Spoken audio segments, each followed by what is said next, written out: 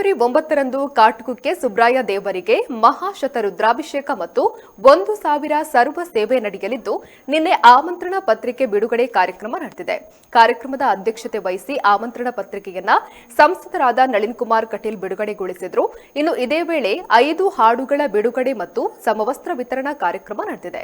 ಕಾಟುಕುಕ್ಕೆ ಭಜನಾ charitable trust registered Puttur Dakshina Kannada Shri Purandara ದಾಸ ಆರಾಧನೋತ್ಸವ ಸಮಿತಿ ಇದರ ಸಾರಥ್ಯದಲ್ಲಿ ಕಾಟುಕುಕ್ಕೆ ಶ್ರೀ ಸುಬ್ರಾಯ ದೇವಸ್ಥಾನದಲ್ಲಿ 16ನೇ ವರ್ಷದ ಪುರಂದರ ದಾಸರ ಆರಾಧನೋತ್ಸವದ ಪ್ರಯುಕ್ತ ಭಜಕರ ಸಹಕಾರದೊಂದಿಗೆ ಕಾಟುಕುಕ್ಕೆ ಸುಬ್ರಾಯ ದೇವರಿಗೆ ಮಹಾಶತರುದ್ರಾಭಿಷೇಕ ಮತ್ತು 1,000 ಸರ್ವ ಸೇವೆ ನಡೆಯಲಿದೆ. ಪರಮ ಪೂಜ್ಯ ಗೋಕರ್ಣ ಮಂಡಲಾಧೀಶ್ವರ ಶ್ರೀ ಜಗದ್ಗುರು ಶಂಕರಾಚಾರ್ಯ ಶ್ರೀ ಶ್ರೀ ರಾಘವೇಶ್ವರ ಭಾರತಿ ಸ್ವಾಮೀಜಿಗಳ ದಿವ್ಯ ಉಪಸ್ಥಿತಿಯಲ್ಲಿ ಸ್ವರ್ಣ ಭೀಕ್ಷಾ ಸೇವೆಯೊಂದಿಗೆ ಕಾರ್ಯಕ್ರಮ ನಡೆಯಲಿದೆ. ಇನ್ನು ಮಧ್ವಾಧೀಶ ವಿಠಲದಾಸ ನಾಮಾಂಕಿತ ರಾಮಕೃಷ್ಣ ಕಾಟುಕುಕ್ಕೆ ಇವರ ದಾಸ ಸಂಕೀರ್ತನ ಯಾನದ 1,000 ಸಂಕೀರ್ತನಾ ಸಮರ್ಪಣೆ ನಡೆಯಲಿದೆ.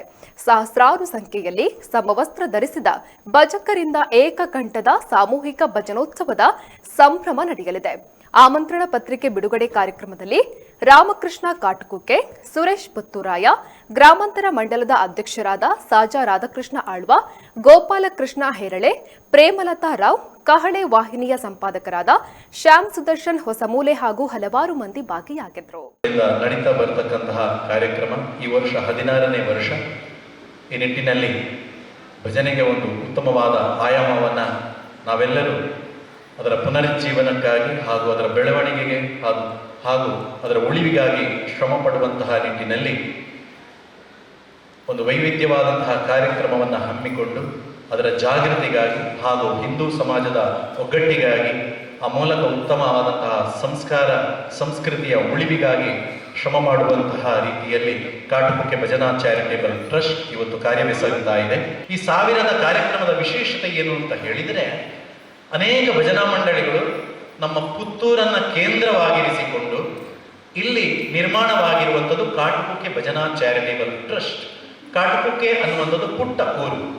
ಅದು ಕೇರಳ ಕರ್ನಾಟಕದ ಗಡಿಯಲ್ಲಿ ಇದ್ದುಕೊಂಡು ಕೇವಲ ಕರ್ನಾಟಕದಿಂದ 5 ಕಿಲೋಮೀಟರ್ ದೂರ ಇದ್ದುಕೊಂಡು ಅಲ್ಲಿ ಶ್ರೀ ಸುಬ್ರಹ್ಮಣ್ಯ ದೇವರ ಅನುಗ್ರಹದಿಂದ ಕುಕ್ಕೆಗೆ ಸರಿಸಾಟಿಯಾದಂತಹ ಕಾಟುಕುಕ್ಕೆ ಅನ್ನುವಂತಹ ಕ್ಷೇತ್ರ ನಿರ್ಮಿತವಾಗಿಕೊಂಡು ಸುಮಾರು 500-600 ವರ್ಷಗಳ ಇತಿಹಾಸ ಇರುವಂತಹ ಕ್ಷೇತ್ರದಲ್ಲಿ ವಾಸುದೇವನಿಗೆ ಪ್ರಿಯವಾದಂತಹ ಸುಬ್ರಹ್ಮಣ್ಯನ ಆರಾಧನೆ ಮಾಡಿಕೊಂಡು ಆ ಮೂಲಕ ಅವರ ಹೆಸರನ್ನ ಕಾಟುಕುಕ್ಕೆಯ ಹೆಸರನ್ನ ಇಟ್ಟುಕೊಂಡು ಆ ಮೂಲಕವಾಗಿ ದಾಸ ಸಾಹಿತ್ಯಕ್ಕೆ ಪ್ರವೇಶ ಮಾಡಿದಂತಹ ಈ ಒಂದು ವಾಸ್ತವಿಕ ಪರಿಸ್ಥಿತಿಯಲ್ಲಿ ಅನೇಕ ದಾಸರ ಪದಗಳನ್ನು ಅಲ್ಲಿ ಸಮರ್ಪಣೆ ಮಾಡಿ ಆ ಮೂಲಕ ದಾಸ ಸಂಕೀರ್ತನೆ ಅಥವಾ ಭಜನಾ ಸಾಹಿತ್ಯವನ್ನ ಇನ್ನಷ್ಟು ವಿಸ್ತಾರಗೊಳಿಸಬೇಕು ಅನ್ನುವಂತಹ ದೃಷ್ಟಿಯಲ್ಲಿ ಅಲ್ಲಿ ಭಜನೆಯನ್ನ ಅಥವಾ ಭಜನಾ ತರಬೇತಿಯನ್ನ ಭಜನಾ ಕಂಬಟಗಳನ್ನ ಪ್ರಾರಂಭಿಸಿ ಆ ಮೂಲಕವಾಗಿ ಅದನ್ನು ಮನಗಂಡು ಅನೇಕ ಭಜನಾ ಮಂಡಳಿಗಳು ಅಲ್ಲಿ ರೂಪೀಕರಣಗೊಂಡು ಅವರಿಗೆ ಭಜನಾ ತರಬೇತಿಯನ್ನ ಕೊಟ್ಟು, ಯಾಕೆಂದ್ರೆ ಕಟೀಲಲ್ಲಿ ನಮ್ಮದೇ ಮಂಡಲ ಇದೆ. ಪ್ರತಿ ಶುಕ್ರವಾರ ನಮ್ದು ಭಜನೆ. ಬಾಲ್ಯದಿಂದ ಆ ಭಜನೆಯನ್ನೇ ಬಂದವು. 16 ಮಂಡಲಗಳಿಗೆ ಏಕಾ ಭಜನೆಗೆ ಹೋದವು. ಯಾಕೆ ಕೇಳಿದ್ರೆ ಆ ಎಲ್ಲ ಭಜನೆಗಳ ಕೀರ್ತನೆಯ ಪರಿಣಾಮ ನಾನು ಇವತ್ತು ಎತ್ತರಕ್ಕೆ ಏರಿದ್ದೇನೆ. ಯಾರು ಭಗವಂತನ ಭಕ್ತಿಯನ್ನು ಮಾಡ್ತಾನೋ ಅವನು ಭಗವಂತ ಕೈ ಬಿಟ್ಟಿಲ್ಲ. ಹಾಗಾಗಿ ಭಜನೆ ಮನುಷ್ಯನಿಗೆ 3 ರೀತಿಯ ಉಪಯುಕ್ತತೆಗಳನ್ನು, ಯಾರು ಸರಿಯಾಗಿ ದಾಸ ಸಾಹಿತ್ಯದ ಭಜನೆಯನ್ನು ಹೇಳ್ತಾನ ಅವನ ಶಬ್ದ ಮತ್ತು ಉಚ್ಚಾರ ಅವನ ಸ್ಪಷ್ಟವಾಗಿರತಕ್ಕಂಥ ಕನ್ನಡ ಅಭ್ಯಾಸ. ಹಾಗಾಗಿ ಸಾಹಿತ್ಯಿಕವಾಗಿ ಅವ ಬೆಳಿತಾನೆ. ಯಾರು ನಿಜವಾಗಿ ಭಗವಂತನ ಭಜನೆಯನ್ನ ಆ ಸಾಹಿತ್ಯವನ್ನು ಅರಿತು ಮಾಡ್ತಾನ ಅವನಲ್ಲಿ ಸಂಸ್ಕಾರಗಳು ಜೀವನದಲ್ಲಿ ಗೂಡಿಸುತ್ತೆ. ಅದರ ಜೊತೆಗೆ ಯಾರು ಭಗವಂತನನ್ನ ಭಕ್ತಿಯಿಂದ ಭಜನೆ ಮಾಡ್ತಾನ ಅವನಿಗೆ ಭಗವಂತ ಒಲಿತಾನೆ. ಈ 3 ಸಾಧನ ಭಜನೆಯಲ್ಲಿ ಮಾತ್ರ ಸಾಧ್ಯ. ಹಾಗಾಗಿ ಭಜನೆ ಬಹಳ ಶ್ರೇಷ್ಠವಾಗಿರ್ತದೆ. ಹೇಳಿದ ನಮ್ಮ ಜಿಲ್ಲೆಯಲ್ಲಿ ಸಾವಿರಾರು ಭಜನಾ ಮಂಡಲಗಳಿವೆ. ಆ ಮಂಡಳಗಳಲ್ಲಿ ಒಂದು ಒಕ್ಕೂಟಗಳಿರಲಿಲ್ಲ. ಆ ಭಜನೆಗೆ ನಾವು ಹೇಳ್ತೇವೆ ರಾಗ ತಾಳ ಭಾವ 3 ಇಲ್ಲದಿದ್ರೆ ಭಜನೆ ನಡೀತದೆ.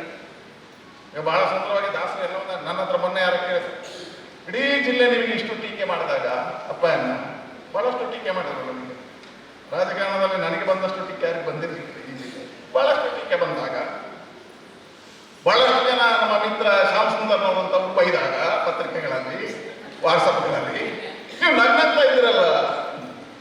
ನಾನೇನು ಹೇಳಿದೆ, ನಾನು ದಾಸ ಸಾಹಿತ್ಯ ಓದ್ತೇನೆ, ಅದರಲ್ಲಿ ಒಂದು ಹೇಳ್ತಾರೆ, ಚಿಂತ್ಯಾಕೋ ಮಾಡುತ್ತಿದ್ದಿ ಚಿನ್ಮಯನಿದ್ದಾನೆ, ನೀನು ಯಾಕೆ ಚಿಂತೆ ಮಾಡ್ತಿದ್ದಿ, ಬಲ್ಲವನ ಹಣೆ ಬರ ಓದ್ಕೋತಾನೆ, ನೀನು ಯಾಕೆ ಚಿಂತೆ ಮಾಡ್ತೀನಿ. ಹಾಗಾಗಿ ಯಾರು ದಾಸ ಸಾಹಿತ್ಯವನ್ನು ಓದ್ತಾರ, ದಾಸ ಸಾಹಿತ್ಯವನ್ನು ಅನುಷ್ಠಾನವನ್ನು ಬರಬಹುದು, ಸ್ಪಷ್ಟವಾಗಿರ್ತಕ್ಕಂಥ ಚಿಂತನೆಗಳು ಬರ್ತಾವೋ ಬೆಳೀತಾನೆ. ಇನ್ನೊಬ್ಬರಿಗೆ ಬೈಯುವುದಲ್ಲ, ನಾವು ಅದನ್ನು ಸ್ವೀಕಾರ ಮಾಡ್ತೇವೆ, ನಾವು ಸ್ವೀಕಾರ ಮಾಡಿ ಬರಬೇಕು. ಹಾಗಾದರೆ ಭಜನೆಗಿಂತ ದಾಸ ಸಾಹಿತ್ಯಗಳಿಗೆ ಇಂಥ ಅದ್ಭುತವಾಗಿರ್ತಕ್ಕಂಥ ಶಕ್ತಿ ಇದೆ. ಹಾಗಾಗಿ ಭಜನಾ ಮಂಡಳಿಗಳನ್ನು ಒಕ್ಕೂಟ ಮಾಡಿ ದಾಸ ಸಾಹಿತ್ಯ ಮತ್ತು ಭಜನೆಯ ಕೀರ್ತನೆಗಳನ್ನು ಸ್ಪಷ್ಟವಾಗಿ ಉಚ್ಚಾರ ಮಾಡುವುದರ ಮುಖಾಂತರ ಸಾಹಿತ್ಯ ಮತ್ತು ಸಂಗೀತವನ್ನು ಜೋಡಿಸುವಂಥ ಅದ್ಭುತ ಕೆಲಸವನ್ನು ಕಾಟುಕುಕ್ಕೆ ಭಜನಾ ಚಾರಿಟೇಬಲ್ ಟ್ರಸ್ಟ್ ಮಾಡಿದೆ. ಇದು ಯೋಚನೆಯನ್ನು ಯಾರು ಮಾಡದೇ ಇರತಕ್ಕಂಥ ಕಾರ್ಯ, ಇದು ಅಭಿನಂದನೆಯ ಕಾರ್ಯ. ಒಂದು ಅದ್ಭುತವಾಗಿರ್ತಕ್ಕಂಥ ಕಾರ್ಯಕ್ಕೆ ನಾವೆಲ್ಲ ಹೊರಟಿದ್ದೇವೆ. ನನಗೆ ಎರಡು ಅತ್ಯಂತ ಪ್ರಮುಖವಾಗಿರ್ತಕ್ಕಂಥ ವಿಚಾರಗಳು ನಮ್ಮ ಗಮನಕ್ಕೆ ಬಂದಿರತಕ್ಕಂಥದ್ದು, ಈಗಾಗಲೇ ಎಲ್ಲ ಹಿರಿಯರು ಹೇಳಿದಾಗೆ ಕಲಿಯುಗದಲ್ಲಿ ಒಂದು ಬದಲಾವಣೆಯ ಕ್ರಾಂತಿಯನ್ನ ಕಂಡಿದ್ರೆ ಅದಕ್ಕೆ ಕಾರಣ ಭಜನಾ ಮಂದಿರಗಳು. ಆದರೆ ಈ ಭಾಗದಲ್ಲಿ ನಮ್ಮೆಲ್ಲರ ಒಂದು ಪರಿವರ್ತನೆಯ ಕ್ರಾಂತಿಗೆ ಕಾರಣೀಭೂತರಾಗಿದ್ರೆ ಅದು ಈ ವೇದಿಕೆಯಲ್ಲಿ ಸಾಕ್ಷೀಭೂತರಾಗಿರ್ತಕ್ಕಂಥ ನಮ್ಮ ಮಾರ್ಗದರ್ಶಕರಾಗಿರ್ತಕ್ಕಂಥ ಈಶ ವಿಠಲದಾಸ ನಾಮಾಂಕಿತರಾಗಿರ್ತಕ್ಕಂಥ ರಾಮಕೃಷ್ಣ ಕಾಟುಕುಕ್ಕೆ ಅವರು ನಮ್ಮಲ್ಲಿರ್ತಕ್ಕಂಥ ಭಜನೆಯ, ನಮ್ಮ ಹೃದಯ ಮಂದಿರದಲ್ಲಿರ್ತಕ್ಕಂಥ ಭಜನೆಗೆ ಪ್ರೇರಣೆಯನ್ನ ಕೊಟ್ಟು ಈ ಕಾರ್ಯದಲ್ಲಿ ತೊಡಗಿಸಿಕೊಂಡಿರುವುದ ಕಾರಣಕ್ಕೋಸ್ಕರ ಈ ಎಲ್ಲ ಕಾರ್ಯಗಳು ಕಾರ್ಯಗತಗೊಳ್ಳಲಿಕ್ಕೆ ಸಾಧ್ಯ ಆಗಿದೆ ಅಂತ ಹೇಳಲಿಕ್ಕೆ ಇದು ಕೇವಲ ಹೊಗಳಿಕೆಯ ಮಾತಲ್ಲ, ಇದು 100ಕ್ಕೆ 100 ಸತ್ಯ. ಮತ್ತು ನಾಡಿನ 8ರಿಂದ 10ನೇ ತಾರೀಕಿಗೆ ನಡೆಯುವಂತ ಕಾಟುಕುಕ್ಕೆಯಲ್ಲಿ ನಡೆಯುವಂತಹ ಕಾರ್ಯದ ಮುಖಾಂತರ ಏನು ಸಹಸ್ರದ ಭಜನೆಯ ಅರ್ಪಣೆ ಏನಿದೆ ಅದರ ಮುಖಾಂತರ ನಮ್ಮೆಲ್ಲರ ಶಕ್ತಿಯ ಅನಾವರಣಗೊಳ್ಳಲಿಕ್ಕೆ ಅದು ಕಾರಣೀಭೂತರಾಗಿದ್ದಾರೆ ಅಂತ ಹೇಳಲಿಕ್ಕೆ ಮತ್ತು ಅದಕ್ಕೆ ಅವರಿಗೆ ಮತ್ತು ನಿಮ್ಮೆಲ್ಲರಿಗೆ ಅಭಿನಂದನೆಗಳನ್ನು ಸಲ್ಲಿಸಲಿಕ್ಕೆ ನಾನೊಬ್ಬ ಕಾರ್ಯಕರ್ತನಾಗಿ ಬಹಳ ಸಹರ್ಷದಿಂದ ಅಭಿನಂದನೆಗಳನ್ನ ಸಲ್ಲಿಸ್ತಾ ಇದ್ದೇನೆ. ಬಂಧುಗಳೇ, ಭಜನೆ ಅತ್ಯಂತ ಅವಶ್ಯಕತೆಯ ದಿನಗಳಲ್ಲಿ ನಾವಿದ್ದೇವೆ. ಈಗಾಗಲೇ ಮಾನ್ಯ ಸಂಸದರು ಹೇಳಿದರು, ರಾಮ ಮಂದಿರ ರಾಷ್ಟ್ರ ಮಂದಿರದ ಸ್ವರೂಪದಲ್ಲಿ ನಿರ್ಮಾಣ ಆಗ್ತಾ ಇದೆ. ಅಂತಹ ಸಂದರ್ಭದಲ್ಲಿ ನಾವು ಒಂದಷ್ಟು ಪರಿವರ್ತನೆಯನ್ನ ಕಾಣುವಂತ ಅವಶ್ಯಕತೆಯ ದಿನಗಳಲ್ಲಿದ್ದೇವೆ.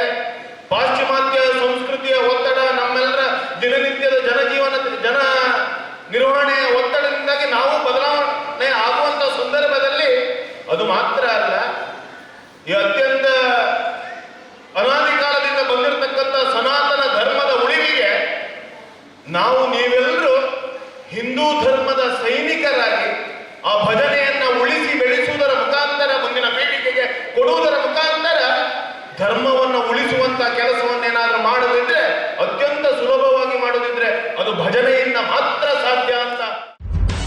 ನಿಖರ ಸುದ್ದಿ, ಸದಭಿರುಚಿಯ ಕಾರ್ಯಕ್ರಮ. ನೀವು ನೋಡ್ತಾ ಇದ್ದೀರಾ ಕಹಳೆ ನ್ಯೂಸ್, ಸಮಾಜದ ಜಾಗೃತಿಗಾಗಿ ವಸ್ತುನಿಷ್ಠ ವರದಿ.